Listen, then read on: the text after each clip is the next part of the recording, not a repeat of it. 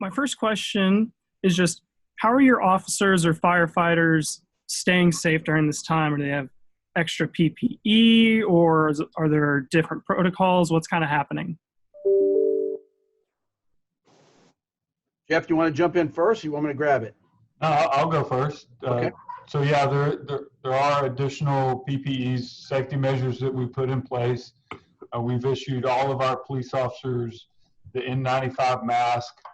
We've also given them the surgical style mask that they can wear if they're not going to come into contact or close contact with someone, but also to give out to our residents as they go on calls.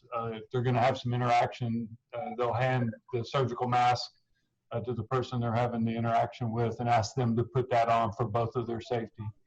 And then we've changed some of our protocols and how we're handling calls to lessen the opportunity for that exposure. We're handling a lot more calls over the telephone. We're referring more people to our website to file reports electronically. Doing some of those things that, from a policing standpoint, we don't necessarily want to do because we like that community interaction. There's a lot to be gained from a trust and legitimacy standpoint when you can have that face-to-face contact and establish that relationship that you lose through a virtual platform or over the telephone. But we have to look out for the safety of our employees, and that has allowed us to add an extra layer of protection for those frontline police officers. Yeah, so in Grand Prairie, we have very similar protocols to Chief Spivey. In fact, everyone that he just mentioned, I won't repeat. I will tell you that at the police station, we also have implemented a number of strategies to try and keep the virus out. You can't come in or out of our facility without hand sanitizing. We do a complete disinfectant of our building at least once a week, usually 3 times a week. All of our police vehicles are disinfected weekly, and each officer, should they have to come to our detention facility, has the ability to disinfect their vehicles. And then as well as we disinfect our employees' personal vehicles.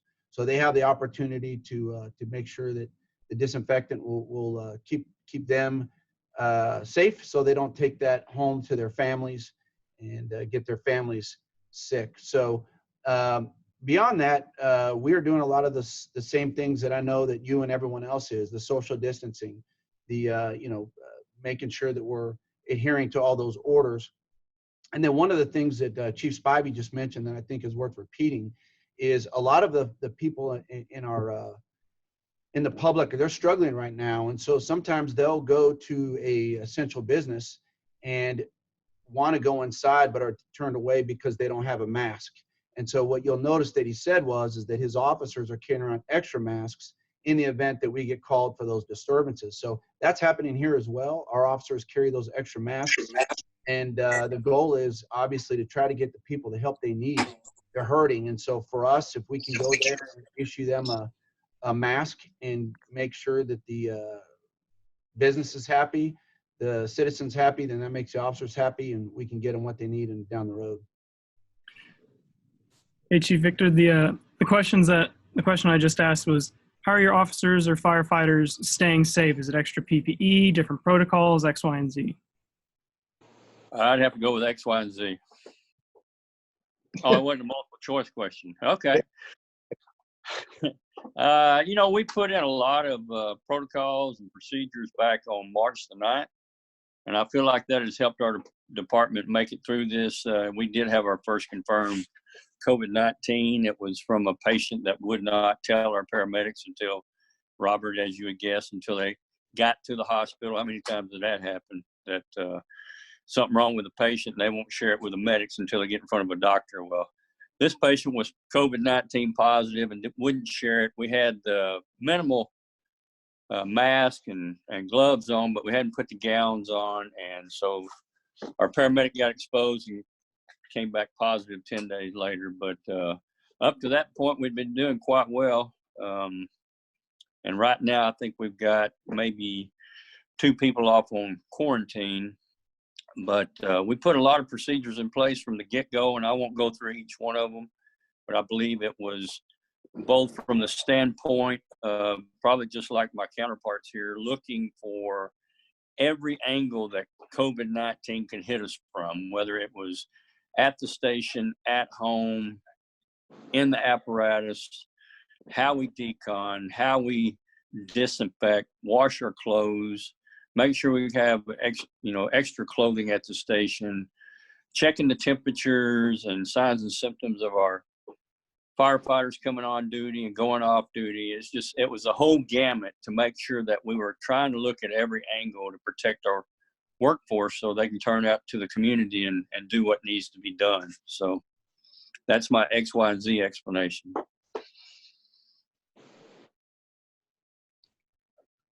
Anything to add, Chief Fight, or? Yeah, sure. So a lot of the same measures that Irving's done, we've done. We've also added a filter method in our dispatch center.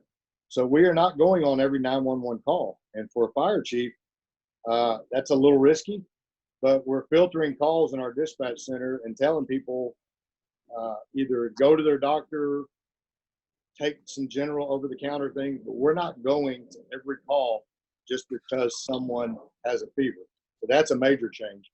We've transported 16 COVID positive patients that we know of. Those were confirmations from the hospital. We have yet to have an exposure to our firefighters. They are wearing gowns, masks, eye protection, and gloves on every call, whether it's a car wreck or just a general sick person.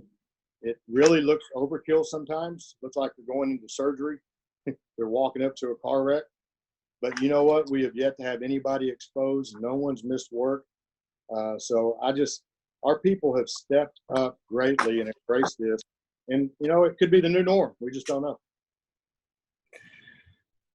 So as I was kind of preparing for this interview, I saw an article and it mentioned CLEAT. They asked Governor Abbott to create an executive order to make COVID-19 a presumptive illness.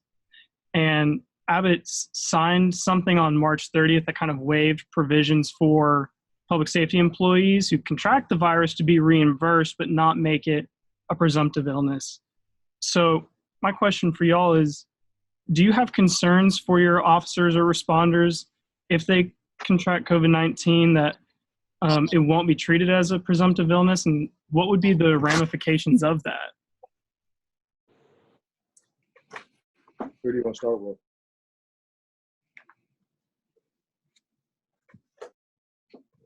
Go, Robert. All right, I'll go.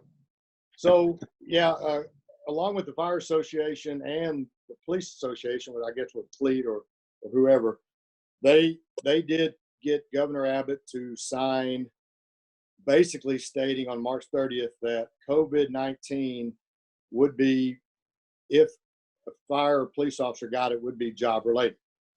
Now, we sought a legal opinion from TML, and TML made it clear any COVID positive firefighter or police will be job related. Thus, their time off and their treatment would be covered. Now, I heard you say something a little bit different what CLEAT said, but we haven't really had it happen yet. I know our local police has had a couple of them that maybe Daniel may want to talk about, but yes, on March 30th, that was put into play, and we wholeheartedly support it, at least to get it covered.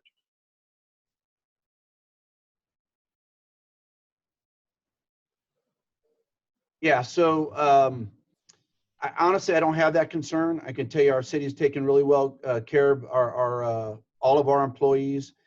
We've had a number of close calls as this goes on, and unfortunately our officers are going to call after call after call where people aren't abiding by the order like they should, and so those exposures are certainly a concern. But I will tell you that even with the calls that we've had, our city has been shoulder to shoulder with us. There hasn't been any issues. Officers are not out of pocket. So far, it has not been a problem at all. I think it's important, however, that the state really stand behind our employees in this regard. From a police and fire perspective, our employees can't work from home. We can't take those social distancing recommendations. We have to lay hands on people. We have to interact with them in confined areas. And so I think it would be somewhat disingenuous to not cover an exposure, not cover an employee who came down with COVID-19 as a work-related incident. Usually from a workers' comp standpoint, you have to point to a specific incident to say that it occurred on duty and was work-related. With so many of our patients who are asymptomatic, we're coming in contact with people all the time who, they're not exhibiting symptoms, but that doesn't mean they're not spreading the virus.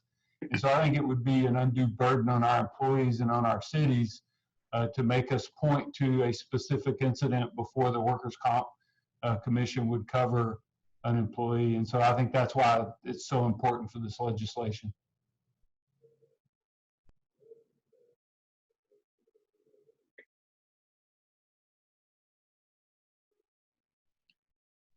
Victor, do you got anything or?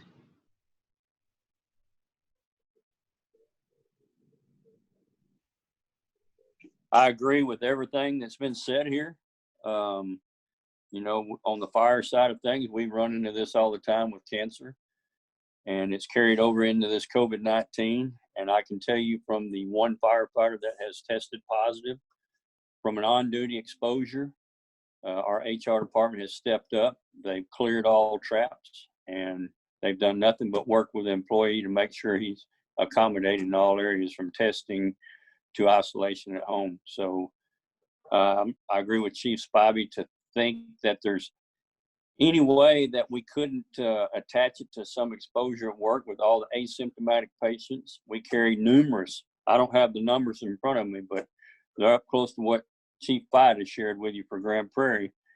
And a lot of them that have come back and tested with us were carried in for cardiac symptoms, overdose, seizure, and the hospital checked them for COVID-19 and they came back positive, asymptomatic, and all our people had to do is monitor and stay at work. So presumptive is the word that we need to key in on, and our HR department sound like both Grand Prairie and Irving have stepped up to take care of the employees.